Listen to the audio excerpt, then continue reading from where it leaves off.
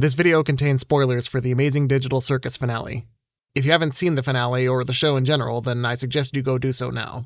Or don't. I'm not your mom. Or am I?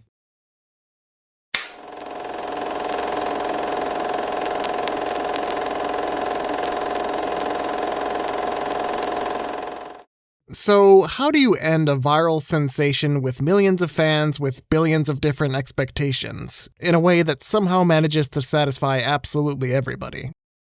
Asking for a goose. I had the opportunity to see the last act of the Amazing Digital Circus in theaters, exactly 2 weeks before its premiere on YouTube.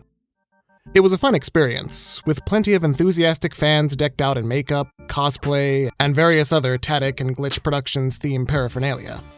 And of course, the Kinger and Queenie magnets I got for my wife specifically for the occasion didn't arrive until a few days after, but that's neither here nor there.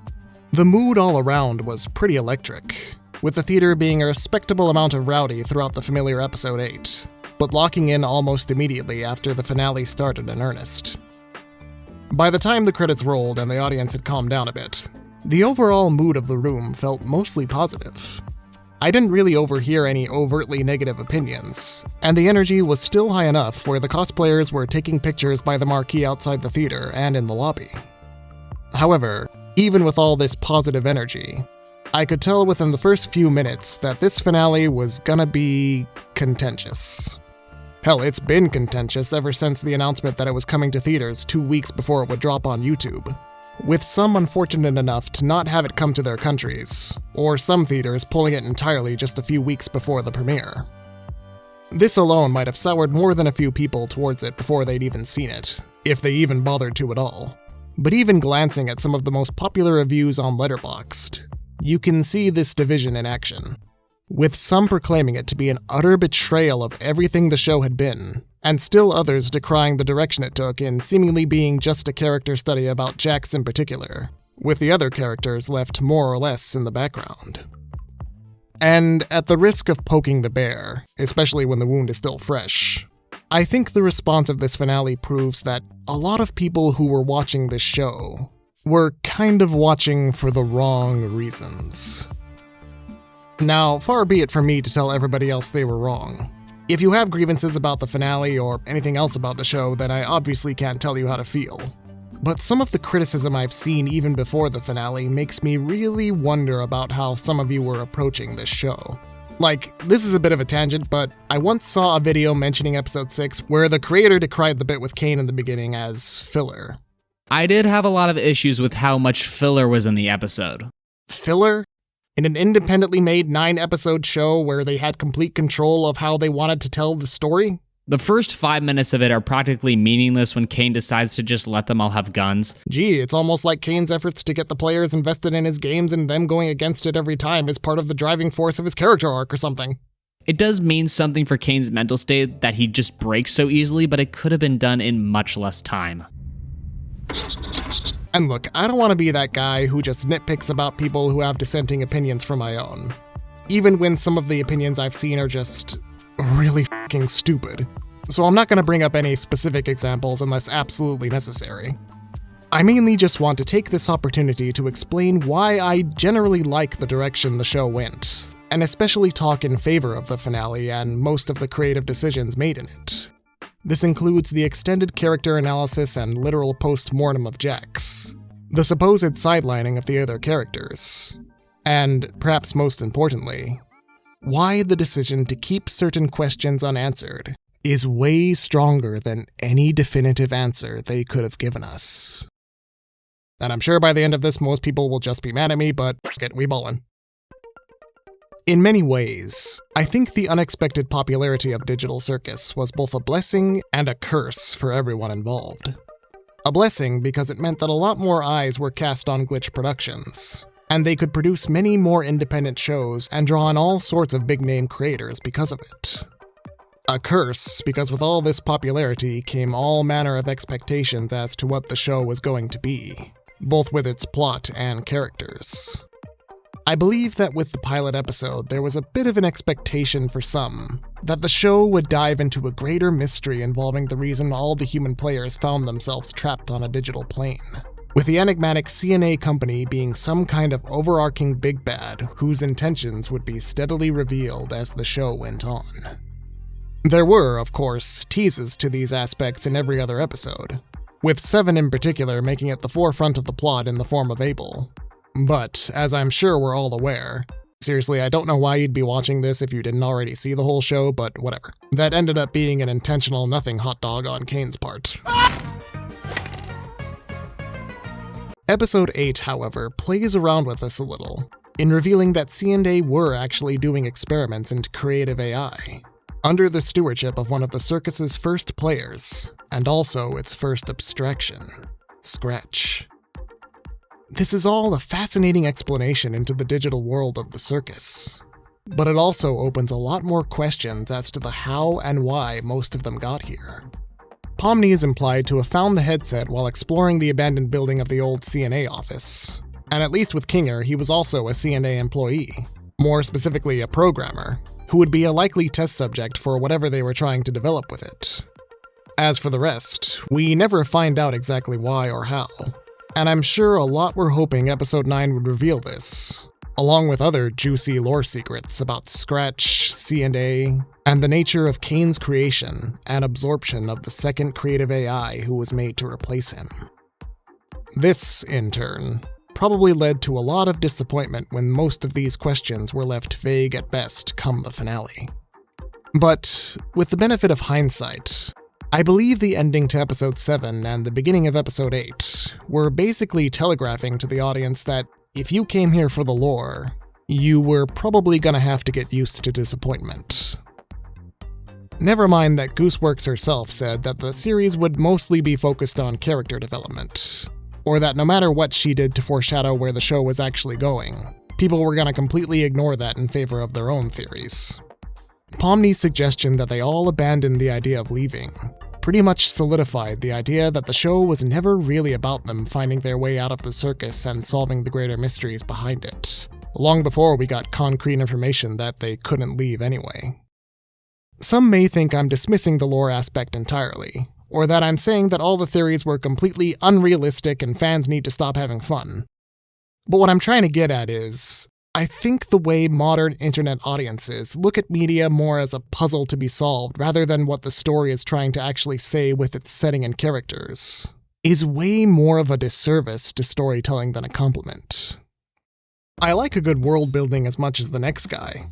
I've spent hours of my life listening to lore examination videos for some of my favorite franchises. But I think some people tend to put so much emphasis on the lore that it becomes the single most important part of a story to them, when world building at its best should really be something of a condiment to complement the food, rather than the main reason you're eating it. That being said, I'm sure there are plenty of people out there who would eat a whole bottle of ketchup by itself if you let them, but I digress. I've seen it in various fan spaces for franchises with a lot of deep lore, where a strict adherence to that lore is often treated with more importance than how the lore is used to tell a story. And I don't really want to name a specific example because I don't really want to start a whole fan war in the comments. Okay, it's Star Wars. I'm talking about Star Wars. I have literally seen someone argue that Penis Head, what about the droid attack on the Wookiees? Man from the prequels shouldn't have been used in the Acolyte show because it takes place a century before Phantom Menace, and that contradicts Penis Head Man's age on a baseball card or whatever. It's kind of ridiculous how far people will reach to hate on a show that was already pretty bland by its own merits. Anyway, I'm getting off track. Drawing from a slightly less controversial example, whenever I think of open-ended finales that intentionally left as much unanswered as possible, my mind always drifts to a series of unfortunate events. The book started relatively simple and formulaic, with the Baudelaire orphans being placed under the care of a new guardian at the start of each one, before the greedy Count Olaf inevitably appears in disguise, and they have to thwart his plans and unmask him before he can get them in his clutches. As the series went on, however, deeper elements to the setting were established and perpetually teased, such as the enigmatic organization VFD, the nature of a woman named Beatrice, and the significance of an elusive sugar bowl. Most of these mysteries seem to be coming to a head by the 12th book, aptly named The Penultimate Peril, which featured nearly every major supporting character from the last 11 books, and ended on a pretty dramatic cliffhanger where the hotel setting went up in flames, with no concrete information on how many characters, if any at all, were able to get out.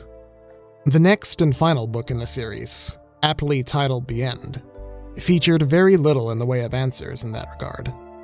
While it did answer a few lingering questions, such as the identity of Beatrice, it left plenty more unsaid.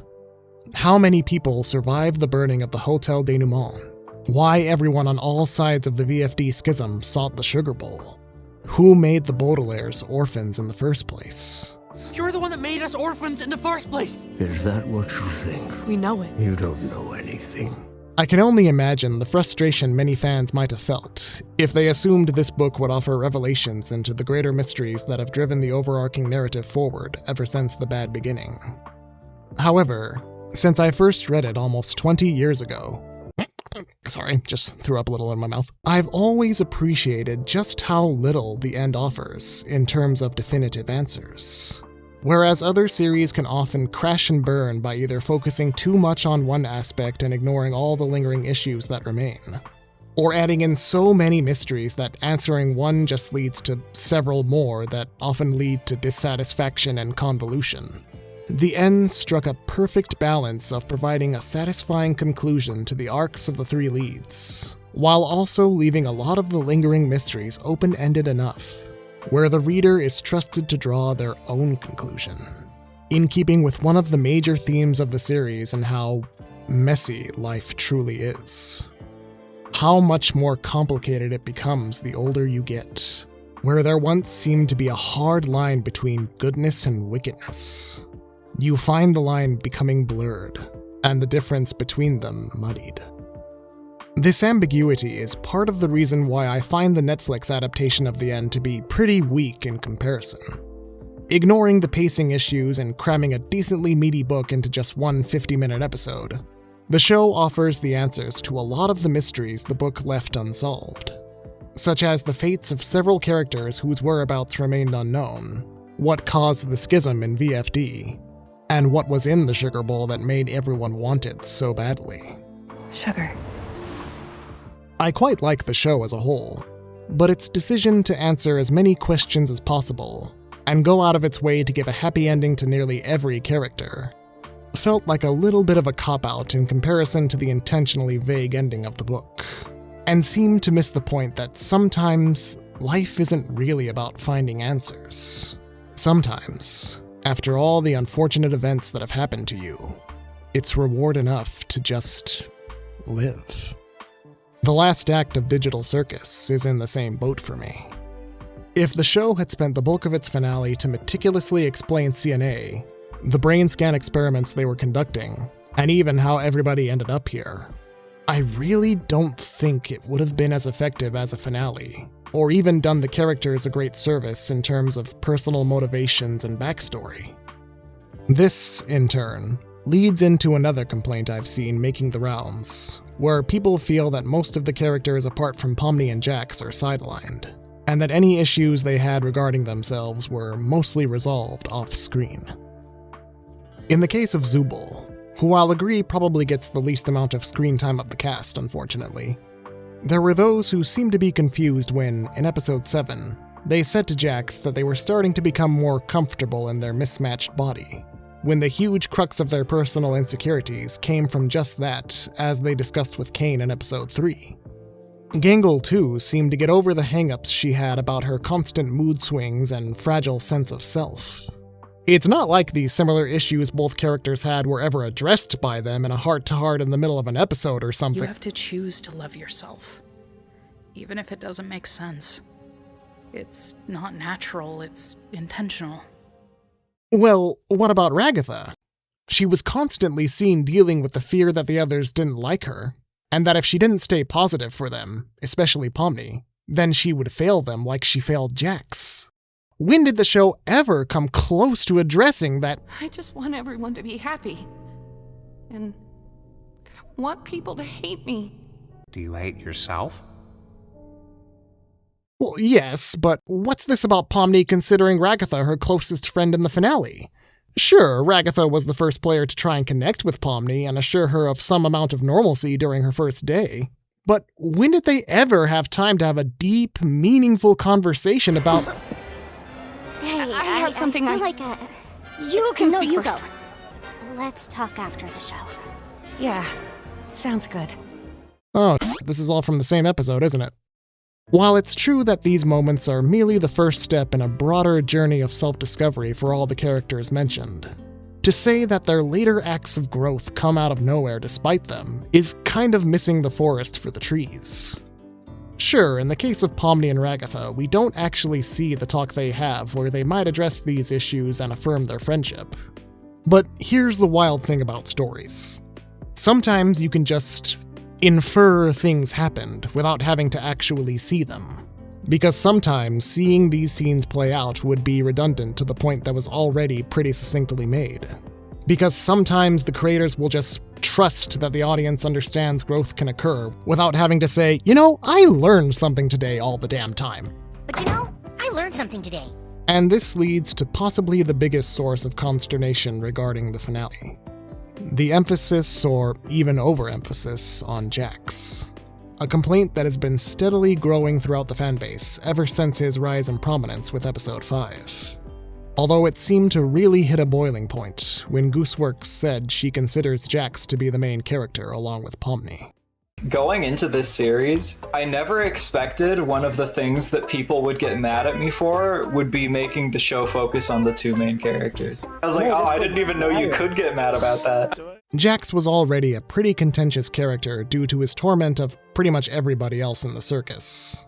So he had built up quite the love or hate reaction by the time he started gaining a bit more prominence in the story.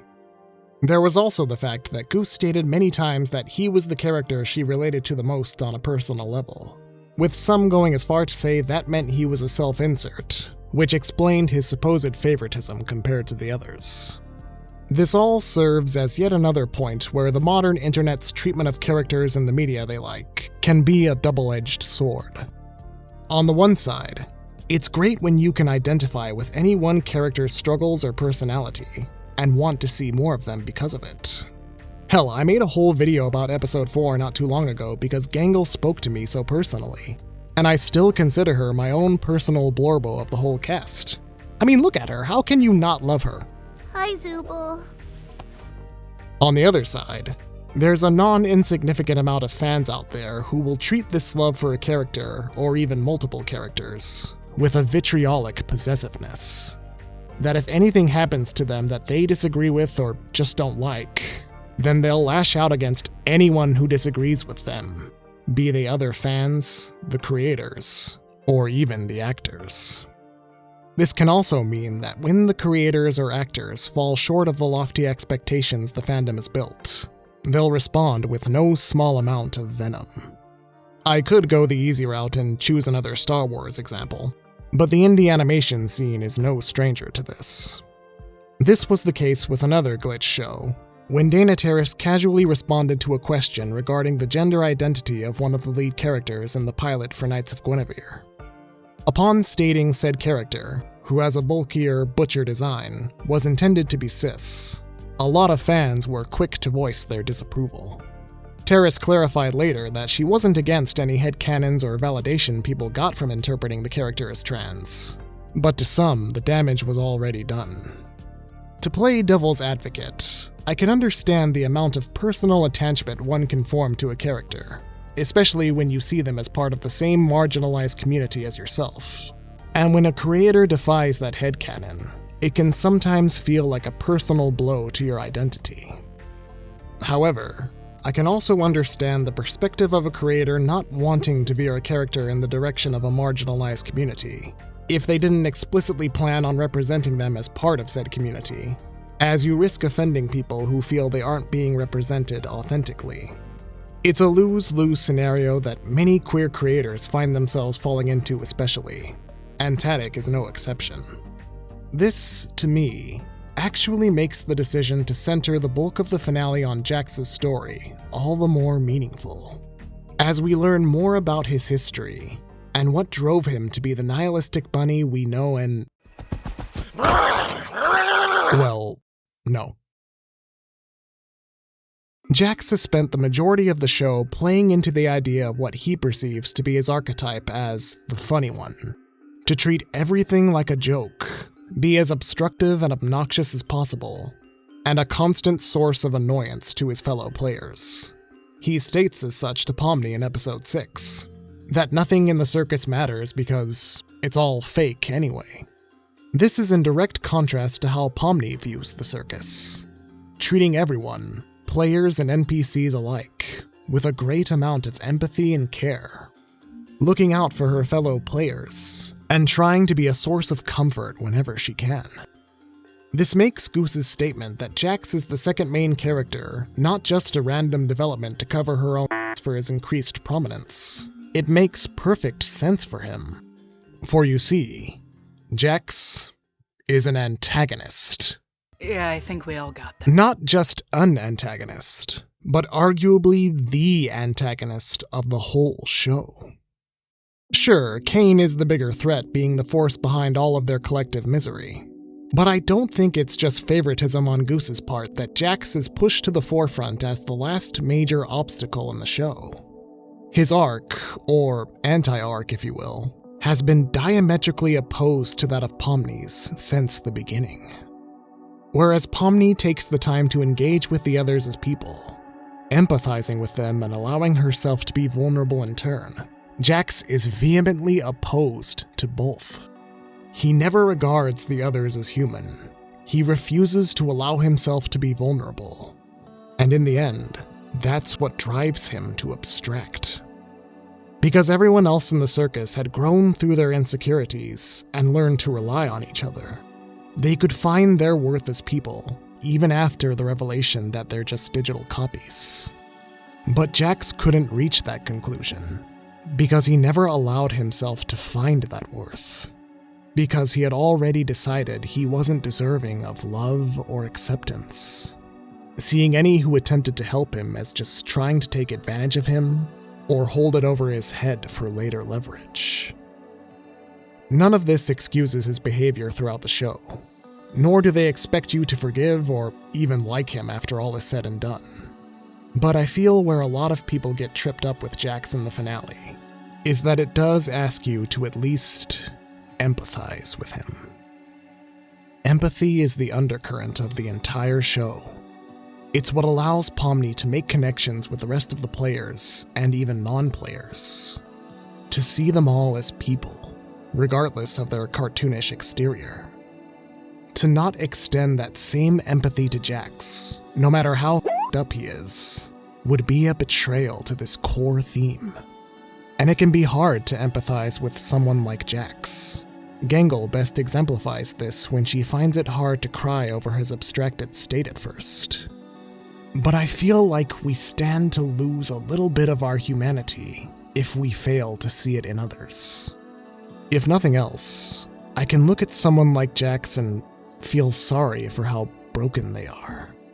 How much self-loathing they carry that they feel they have to make everyone else around them suffer because of it. It's probably not a very kind version of empathy in that regard, but it is an underrated value to the human experience. There are people in real life that I feel nothing but contempt and, dare I say, utter hatred towards. But they're not exactly unique from me. They're still human, and I could very well end up like them if I lose sight of that. All of this made the finale incredibly poignant to me, and why I ended up walking away from it with minimal to no complaints compared to others. Are there little nitpicks and genuine plot holes to be had with it? Sure, like how Pomni hugging the abstracted Jax to enter his mindscape psychonaut style was never really foreshadowed, or Cain's survival kind of coming out of left field and not really being explained. But the thing about both at the end of the day for me is that... I don't care. I realize this probably makes me a bad media critic or whatever, but if a story is emotionally satisfying enough, it's fairly easy for me to forgive any logical shortcomings it may have. And while I can agree Cain's return could have been handled with a bit more clarity, having him return and genuinely wish to reform after realizing the true uniqueness of humans, There's just something so life-affirming about it, I guess. It would be so easy to lose all interest in these characters upon irrefutably learning they're just digital clones, that nothing they do or have done matters, because they're just codes and programs in a computerscape. But after everything they've been through, everything they've done, they may not be human in the literal sense, but if the level of camaraderie and love they all have for each other isn't human, I don't know what is. And perhaps the best part of this revelation is that now they can be free to be their own selves, apart from who they were when their original selves were scanned into the circus. They can, as Pomni posits in episode 8, just live. Abby is out there, living her best life. And here, I'm just Pomni. Gooseworks once said that if there was any message she wanted people to take from the show, is that there's meaning to be found in a stagnant life. And the players find that meaning through the bonds they forge in friendship and empathy. This is what I choose to take from the finale and the show as a whole. Life is a wonderful gift, and the best thing you can do with it is to make sure the people around you feel loved and wanted. How else can you get through another weird day in the circus?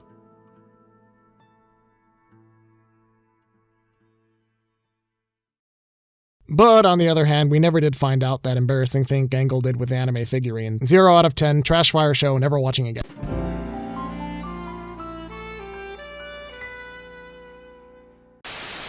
When you can't find a friend. Okay, so I want to just clarify that I'm in no way trying to make people like the finale if they really didn't care for or even hated it. I'm just voicing my own opinion, and if you feel I made a poor argument and want to rebut me, then hey, that's totally fair. I put other people's opinions under the spotlight. It wouldn't be right if I wasn't willing to do the same. At the end of the day, we're all just passionate about a show we really liked and have our own opinions on where it ended up. Just, let's try and be civil with each other about it, please. This also was mainly an excuse for me to try and get a shorter video out with quicker turnaround than I usually have, just to remind people that I'm still alive, and I want to see if I can make that a habit going forward.